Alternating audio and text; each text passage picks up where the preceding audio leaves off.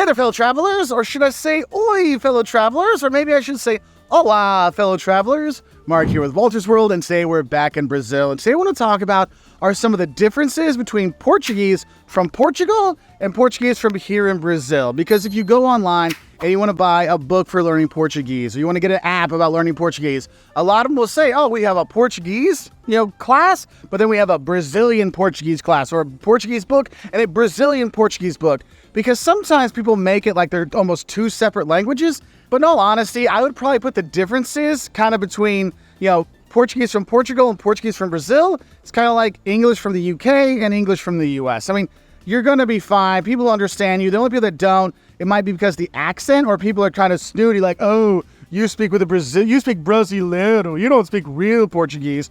And that's where I really see the big difference, okay? The accent, some of the vocabulary words, and then sometimes the attitude, how people are when you try to speak Portuguese. Those are kind of the bigger difference for me. As someone who lived 5 years in Portugal and has spent a lot of time here in Brazil, I can give you kind of an idea of some of those differences. And like I said, the accent and how people speak, if you're in Portugal, there's more of a boca fechada, a closed mouth. Their mouth is more closed when they speak. That makes it a little bit harder for people to understand. That's why Brazilian Portuguese is a lot easier to learn, because people are speaking with their mouths open. And if you're in Bahia, it sounds like they're singing when they're talking. So that's one difference there. The accent, like I said, I'm going to go through some of the vocabulary words that are different. There's a few grammar things, like if you're looking at, I am eating, okay? In Brazil, you say, estou comendo. I'm eating. Estou, I am, comendo, eating, right? But in Portugal, you say, estou a comer.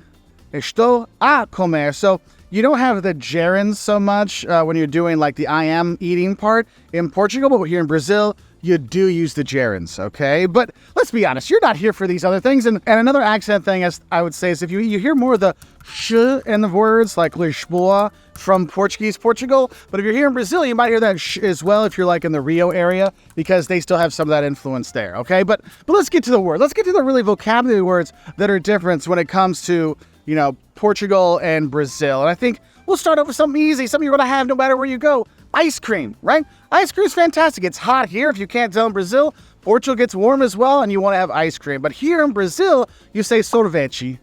Sorvete, okay? Sorvete is ice cream here. But in Portugal, it's gelado. Gelado, okay? Now, sometimes you'll see them listed the same way when you go to a store, but when people talk about it in person, sorvete is ice cream in Brazil, gelado is ice cream in Portugal. Now, another thing is you want to say, you'll hear this one a lot when people say something's cool, like, Brazil's cool. Brazil is legal.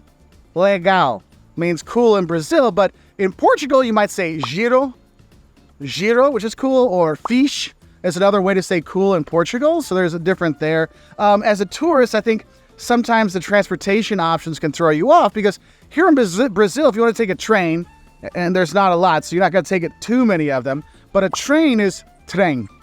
T-R-E-M, trem. It's very simple to say. And also, remember, M's at the end of words in Portuguese make an N sound, okay? But if you want to take the train in Portugal, it's the comboio. Comboio, okay? So Brazil, it's a little bit easier there with train. Now, if you're looking to get in the line to go buy a ticket, so a line here in Brazil is fila, but in Portugal, it's bicha. Bicha. But you don't want to use the word bicha when you're in Brazil, all right? Because that has a different connotation here in Brazil. Now, when you're looking to take the bus when you're here, a bus in Brazil is called an ônibus. Ônibus. But you don't use ônibus when you're in Portugal. In Portugal, you have autocarro. Autocarro. See, sometimes the words are completely different, but you can still kind of make them out. Another important one for tourists is sometimes you got to use the bathroom. So the bathroom here in Brazil is banheiro. Banheiro. But in Portugal, it's casa de banho. Casa de banho. Okay, so you have those differences there. I think one reason why you might need to go to the bathroom is you might want to get a draft beer, okay? And draft beer is very important whether you're here in Brazil or you're in Portugal. And I know Portugal's more famous for its wine, but they got some good beer. You got a Superbock or a Sagres to just chill out with your buddies. But if you want to get a draft beer, here in Brazil, you call it chopp. Chopp. It looks like chop, like chopp. Chopp. Okay, but if you want to get it in Portugal, it's called Imperial.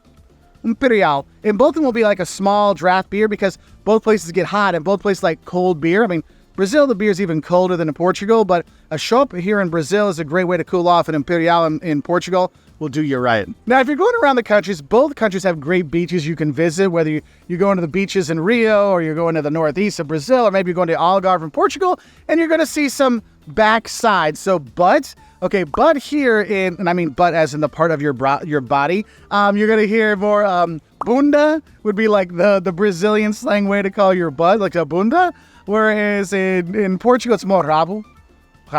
Okay, they're like tail, like more of a kind of a thing. So there's ones you might hear.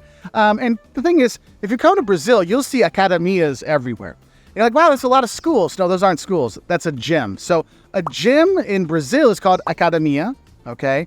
And a gym in Portugal is called a ginásio. Ginásio, okay? Now, when you've been working out at the academia or the ginásio, maybe you want to get a picture with your phone, right? With yourself to see how good looking you are. Your mobile phone has got different words as well. If you're here in Brazil, your mobile phone's called a celular.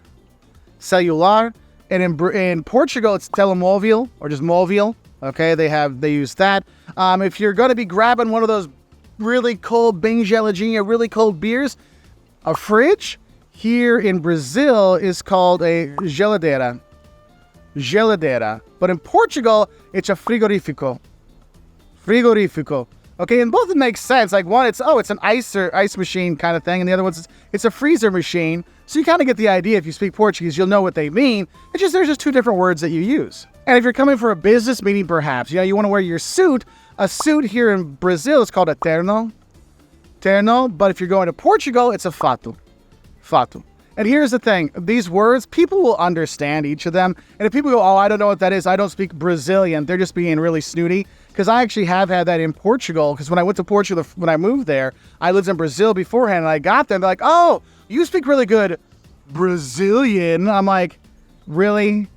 They're like, could you speak Portuguese? I mean, I will say the Portuguese have a little more of an attitude when it comes to it, even though there's like 10 million Portuguese, there's like 180 million Brazilians, and people from Angola and Mozambique that speak Portuguese, Cabo Verde. There's a lot more places to speak Portuguese than just Portugal, but it's funny how the Portuguese are like, no, we are the only ones that are correct. Yeah, it's kind of funny sometimes. So you will see that in some of the attitudes people have. Not everyone, but it's enough that I would point it out, having lived in Portugal, how many times people pointed out that I had a Brazilian accent. But one thing I got to tell you, whether you're in Portugal or you're here in Brazil, if you're having breakfast, one thing you want to have is the juices, because there's great fruits both places. And juice actually has a different word in each place. So here in Brazil, juice is suco, whereas in Portugal, it's sumo. And there are a number of other words that are different. So put some of those words that are different down below for those watching that know those differences. And I think I want to finish off with this really important difference. One thing you really need to know, the really big reason why learning Brazilian Portuguese is easier than learning Portuguese from Portugal is the fact in Brazil, there is no you informal. You don't know what you informal is? Yeah, because in English, we only have you, and that could be you, the president, you, the queen, you, my best friend, you, my kid. There's only one you. Well, in Portuguese, you have tu, which is you informal, and then you have você, which is you formal, that you'd use like, oh, yeah, you get pulled over by the police. Oh, você, yeah, because you want to be a little more official with the police officer, right?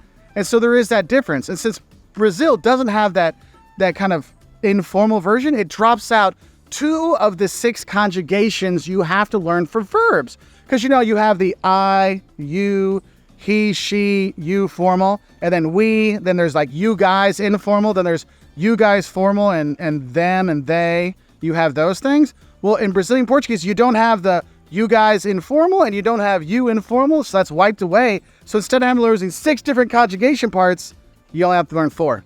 And that's why it makes it a lot easier, okay, to learn, because you just have a lot less conjugation to do. So I hope this helps you know some of the difference between Brazilian Portuguese and Portuguese from Portugal, because honestly, if you speak one of them, you'll be fine either place you go. And learning a little Portuguese goes a long way here in Brazil, okay? Because I'll tell you, Portugal, there's a lot more people that speak English than here, percentage-wise, than actually speak English here in Brazil, even in the tourism industry. So knowing Portuguese is going to help you a lot more in Brazil than in Portugal. But believe me, if you speak some Portuguese, the locals in both places will be super, super happy. So have a great time. I'll say adeus from here in Brazil.